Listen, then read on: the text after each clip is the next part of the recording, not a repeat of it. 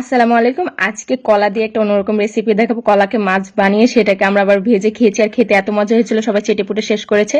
তো আমি এই জন্য আগে কলাটাকে হালকা একটু সিদ্ধ করে নিয়েছি, এবং এখানে আমি পেঁয়াজ কুচি, ধনেপাতা কুচি, আর গোটা জিরা, আর একটু সামান্য মরিচের গুঁড়া, আর আপনার ঝাল অনুযায়ী বেশি একটু ঝাল বাড়িয়ে দেবেন। আমাদের বাচ্চা ছোট বাচ্চা থাকে, আমরা ঝাল একটু কম দিয়েছি।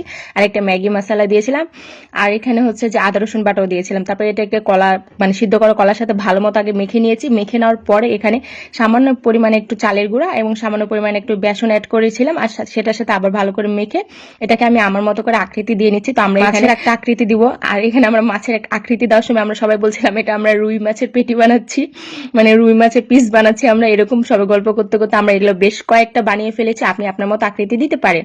তো আমরা এখানে মাছের আকৃতি দিয়ে নিয়েছিলাম। এভাবে বেশ কয়েকটা বানিয়ে আমরা তেলটাকে ভালো মতো প্যানে গরম করার পর এগুলোকে হালকা করে লাল লাল করে ভেজে নিব। আর এটা খেতে আসলে কিন্তু অনেক মজা হয়েছিল। আমরা ফার্স্ট টাইম এভাবে বানিয়েছি, তো খেতে আসলে খুব ভালো লাগছিল। তো আপনারা ইচ্ছা করলে এটাকে আবার এভাবে ভেজে আপনারা রান্নাও করে খেতে পারেন একদম মাছের মতো করে। তো আমরা আজকে ভেজেই খেয়েছিলাম স্ন্যাক্স হিসেবে, তো খুবই ভালো লেগেছিল খেতে।